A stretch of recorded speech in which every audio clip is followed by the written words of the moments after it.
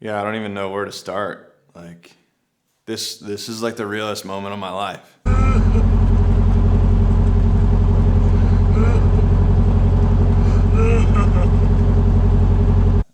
And then like to capture that on film, even to just talk about it is kind of unexplainable.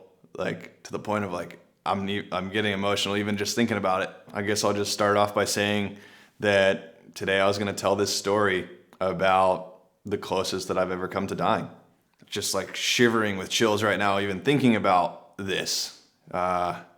Just because of the way that this happened was so unexpected. And I never imagined this happening, of course, or else I would have guarded against it. And this goes out as a message to let my guard down and my ego down, to share this with others. So I hope that this could save somebody's life out there. And this is the only reason that I'm telling this story, is to benefit somebody out there that may have not thought about this like I didn't think about it. It's a blessing, I think, that this wasn't on film. I had the GoPro faced at me. And then right before this happened, for some reason, I turned it outwards and pointed it the other direction. I don't know why, but I think it's a blessing that this footage was not to be seen by anybody. I will start off by saying that this story may not be true. So I was planning on flying from Idaho to California.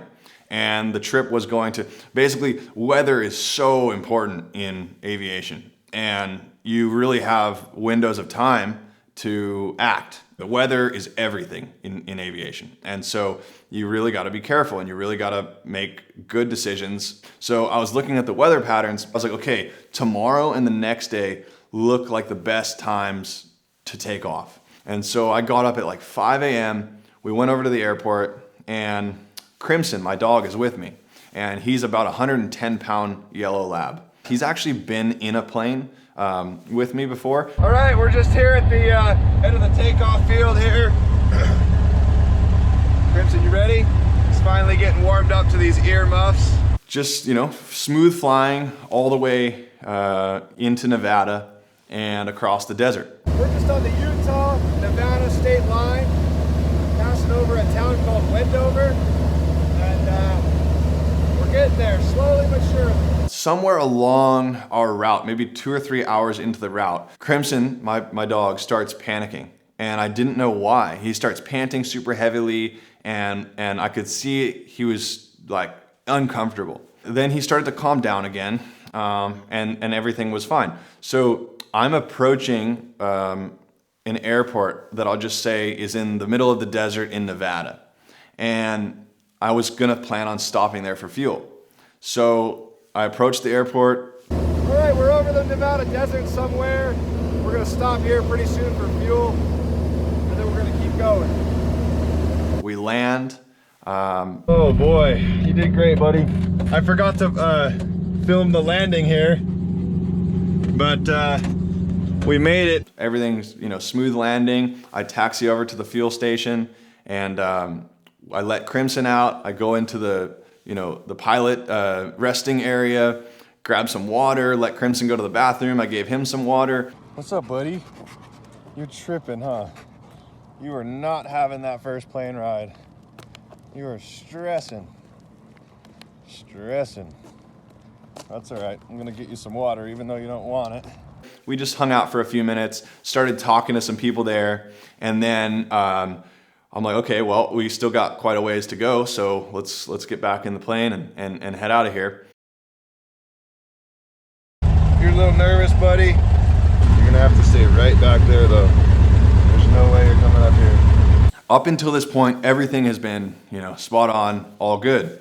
So I'm talking to some people that were admiring the aircraft, and they were watching me, get everything ready, went ahead and taxied over to the runway, and then, called my departure, my plan, and I, start taking off down the runway. So as I'm gaining momentum down the runway, everything's going as planned. There's no wind, weather's perfect, and I take off, and as I'm literally at 70 or 80 feet,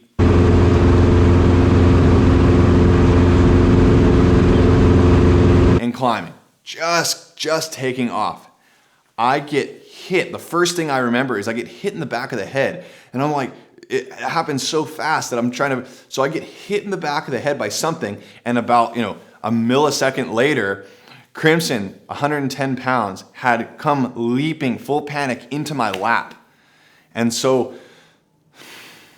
just to think about this is so gnarly. His head goes into my lap and jams the controls full forward. So we're at maybe 100 feet now. And, he's huge. He's a massive lab. So he's taking up he jumps, hits me in the back of the head with like one of his arms or his face or something. And he's obviously full panic, jams the stick forward. So we're at 100 feet and climbing full throttle. And we just go straight. We're headed straight for the ground. So like I'm going up, up, up, up, up. And then he just from the stick basically on that control is when you pull it back, you're going up. But he jammed it full forward. We're headed straight for the ground. So from the perception of the people that I was just talking to that mentioned that they were going to watch me take off, they are watching this aircraft climbing at about 100 feet. It just goes straight for the ground.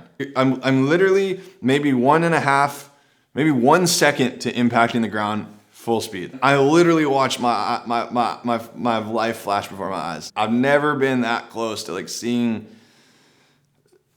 I watched myself die. Like it was the gnarliest thing. I'm headed for the concrete. Like I'm headed for the ground, and I have 1 second to act. And if I don't act, we're both dead. This was some crazy Wolverine style maniac stuff that I've never watched myself. I've never been this vulnerable in my life. I've never watched myself be this animal instinct like in my life. And I'm not saying that out of like ego. I'm just simply saying like I've never seen myself act like this in my life.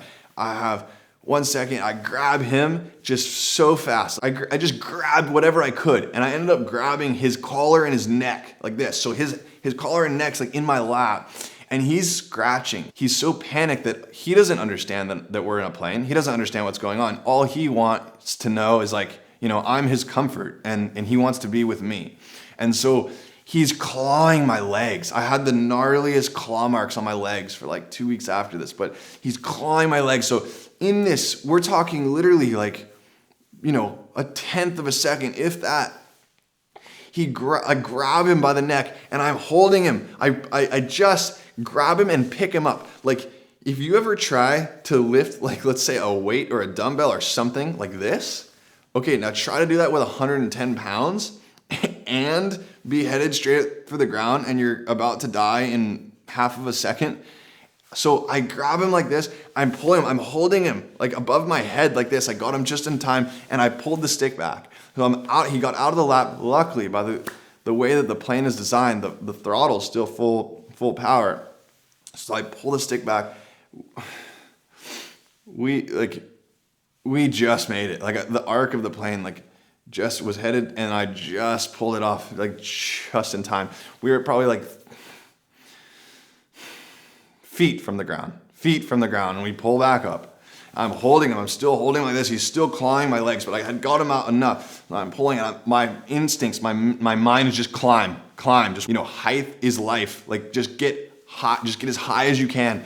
And so I'm holding him like this for like 30 seconds to a minute. And I finally said, okay, when you get to 1,000 feet, you'll have enough comfort to grab him with both hands, let go of the controls. Grab him with both hands, let go of the controls, you're safe-ish altitude. Just full natural instincts, I just chuck him into the back of the plane because I needed to just get him out of there. So now I'm like with one hand here holding, and he comes back for more. He comes leaping. He's like full panic, like he had gone crazy. He's so scared and out of his mind that he is coming back for more. He tries to jump back into my lap again. And I see him coming because at this point I'm like, okay, straight and level flight, keep climbing, gain altitude, but I'm going to keep my eyes on him and see what he's doing. I turn around and he's coming back for a second leap into my lap. And I just punched him in the face as hard as I could and just like got him right on the nose. Like just, And I'm screaming at him, screaming like I've never seen anybody scream before in my life. But I'm watching myself scream. I'm almost having like an out-of-body experience watching this person being like, who is this guy? It's unexplainable, the way and the position and the mindset that I was in that time. It's the only time I've ever been in that mindset in my life where I literally watched. Yeah. So I love my dog more than anything in the world, you know, like, but he's without knowing it, trying to kill both of us. And so he gets stunned by when he gets back fisted in the nose, and then tries one more time, comes back for more. And then I elbowed him in the nose this time. And then he went and laid down. At the same time, I'm screaming at the top of my lungs, screaming at him. Every curse word you've ever heard in your life, screaming at myself. Should have turned around and just gone back to the airport. But at this time, I'm so panicked that I'm like, okay, well, what happens when he does the same thing when I'm landing? I need time. I need to process whatever the heck is going on. At this point, I look at the dash. All the avionics had crashed. So when he had jumped forward, all the electronics, all the navigation, everything is just black. Following the highway because my avionics are having issues. Now I'm flying a plane that has a live animal that is panicked in the back, and none of my navigation works. I'm just flying through the Nevada desert. How could this be going any better? Luckily, my phone had full charge battery at the time, so I found the closest highway that I could see was just heading west. And I knew that I was familiar with that area, I'll say that, and I knew that road, had I followed that road, would lead, because I've driven through that area so many times. And I was very familiar with that road. So I knew that road would lead me to the next town. And the next town I will land and reevaluate my life, basically. But for now, I'm gonna just calm down. I'm gonna keep him back there, and I'm just gonna keep flying west. Let's say like 1 or 2 hours goes by and I'm just following this road. But what I had failed to realize is that the elevation gain is extravagant in that area. And so I knew during my cross-country planning that I could do one of two things at this particular moment.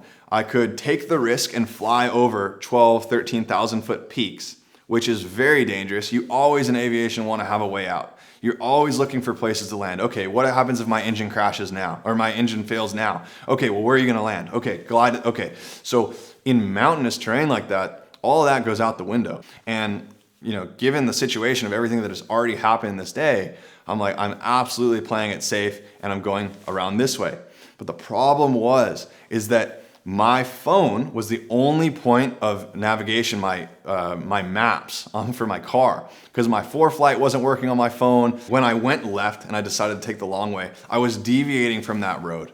And so I knew from my experience out there in that area that if I had plenty of fuel at this point, if I head in that direction, I know for a fact, I know exactly where I am. I know these mountains, I know this, I know I will be ending up in this area. But the problem was that I'd never flown that route before. And so the mountains that were coming at me were way too high for my comfort level. So I had to go around this way, kind of tuck around these mountains this way. And at that point, I got completely messed up with my orientation of where I was. At this point, like I said, no avionics, nothing. And so I'm just flying through the desert, and I always had a place to land. I'm like, okay, if I land for 4.5 hours, I'm flying, and I saw nothing. There was nothing, not one dirt road, not one person, nothing. And you're just looking at desert forever. And I'm just like, it felt like one of those stories where people are sailing, you know, and then they get out into the portion of the sea where it's just flat and calm forever and they start to go insane. That happened to me flying, where I'm looking at desert for so long. I'm like, when am I ever gonna am I in a dream? Like, when am I ever gonna get to the end of this desert? Like, I just flying for so long down this valley. And so, okay, then at this point, I see a road, and I'm like, okay, perfect. Like, and then I saw like one car, and then I keep flying, I keep following my compass. I'm like, now I kind of have a general idea of where I'm at. And then boom, what do you know? My avionics kicks on. I get in contact with traffic control. I open up the map. I look, and I had literally been in restricted no flying zone for 4.5 hours. And I was still in it. I was still in the middle of it. And I had there was nowhere in every direction that I went. I had at least an hour and a half to 2 hours of flying to get out of that MOA. So, which is a military operating area or airspace. And so I talked to air traffic control. I explained to them the situation. I explained to them what happened. And then I'm like, perfect. Everything that has just happened, from literally almost crashing into the ground to all of this wildness that's happened so far. Now I'm going to get shot down. What? Are you kidding me? I know that stuff is no joke. I have heard stories of people mistakenly being in the wrong area and not only being, not shot down, but being, F-16s next to them, escorting them out of the area. And I'm just the whole time now, just so scared, so not only discombobulated already, but now this is on my mind. And I'm like, okay, great. So finally I get on and I hear traffic control and they're talking to me. Next thing I know, I'm over this airport. I'm like, no way, an airport. But I'm looking. This is the area of Nevada, I'll say, where Area 51 is known, but this is the area that people don't know about. I'll just say that. There's other areas out there that are in the actual middle of nowhere that no one's ever heard of in their life. And I may or may not have just flown directly into that. And I'm looking, I'm like, this is not an air, this is a... Then I start seeing these crazy buildings and all this stuff that probably shouldn't be talked about, but it's being talked about. And then I finally get in contact with the air traffic control. I'm like, listen, this is what's happened. I've lost my avionics. I'm accidentally in military airspace. Please escort me out of here. Please notify them. I can't. And so I start explaining the whole situation. And luckily everyone got on the same page really quickly. And they were very, very helpful. Traffic control was helpful. The military operations was very helpful. And they guided me out of there. I got back onto my flight path. As I'm approaching where I'm headed, I have maybe an hour to go to my destination. And I'm thinking, okay, I'm about to land. Crimson's in the back of the plane and he hasn't moved since. So this whole entire time of the next 5 hours, he's been completely calm and just hanging out in the back. So I'm thinking, okay, well, on landing, he fully has the chance to jump back into my lap again. There's no question about that. So I'm like, how am I going to figure this out? What am I going to do to guard against that? I'm flying a plane at 12,000 feet. What do I have options for? I can't, unstrap and move things around. In the passenger seat randomly was his dog leash. And so I tied his dog leash. As I'm flying, I tie the dog leash to the top of this metal bar in the plane. And then I built a lasso basically out of the dog leash and I held it. And so I was like, okay, this is my backup plan. If he goes for a panic jump, I'm gonna lasso him. He'll basically, instead of jumping into my lap, he'll get caught by the leash. And so it was this perfect circle that I don't think he really would have realized. But then I take this jacket and there's bars on each side of the plane. I take this arm and I tie a knot on this side. I tie this arm to this side of the bars on each side, in between the back storage area and the front passenger and pilot seat. And then I take this, which is considered a powder skirt in snowboarding, this little thing right here, this little mesh thing, and I put it through my seatbelt. And so what that did was that created a wall of fabric, and it made a big wall between him and I. And so with that, I felt comfortable enough, and I'm like, okay, this is as best as I can create a gap, a distance between us. And that's that. Let's give it a shot. I've been flying for a few years, and I felt confident in everything. But the way that the miscalculations and the trust that I had in my dog, that I never would imagine that happening, and then it happened. Things can get real really fast. And I also want to dedicate this video to my dad's best friend who passed away recently in a plane crash.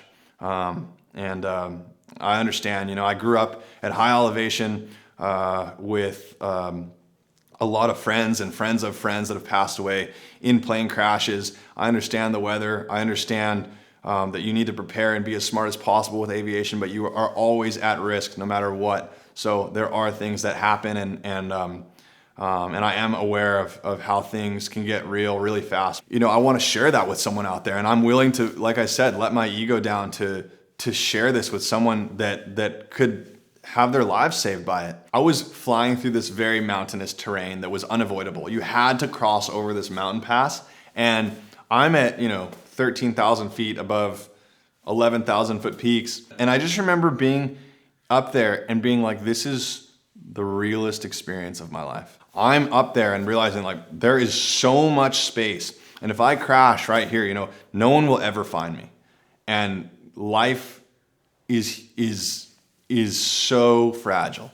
And when I'm flying through that, I just remember finally realizing like I was like 15 minutes, away from the destination airport, and I had it in sight. And the wave of emotions that came over me was just like something I never even knew you could experience. The happiness, the sadness, the anger, the frustration, everything like just like hit me all at once, and like just to realize like how real that whole entire day was, and that I was potentially like in that moment, like I was about to make it out alive. And that was just like, I was so mad at myself. I was so just like happy, but sad, and like, just like an experience I really wish upon nobody. But I will say it was my introduction to, manhood. If that's ever a term that, I don't think that's like a good thing or a bad thing. It was just like, it just made me, it was a wake-up call in a huge way. When I was on the approach to land at my destination, it was like just the craziest feeling, the craziest flood of emotions. And then once I landed, I just lost my mind.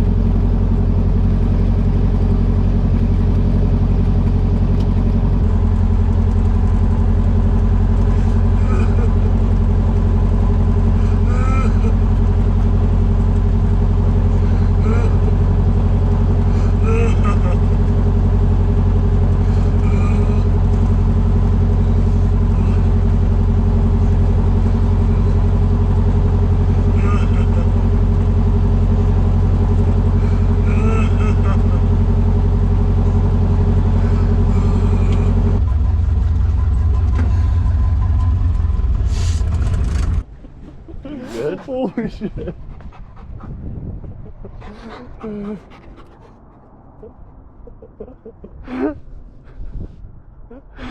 Fucking A. Holy f***, I'm here. What happened? How's it going? Yeah, I'm good. Hey. Oh, holy shit, buddy. Hi, buddy. We made it, buddy. Wow. What do you think? What do you think? You're crazy. You're crazy. You're crazy.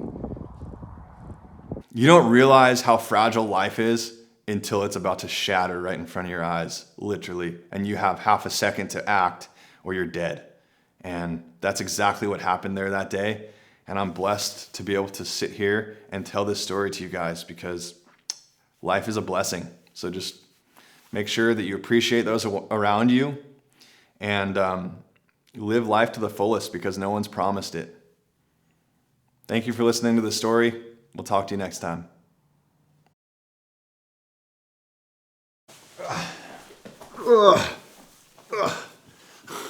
This guy right here, just the biggest lover ever.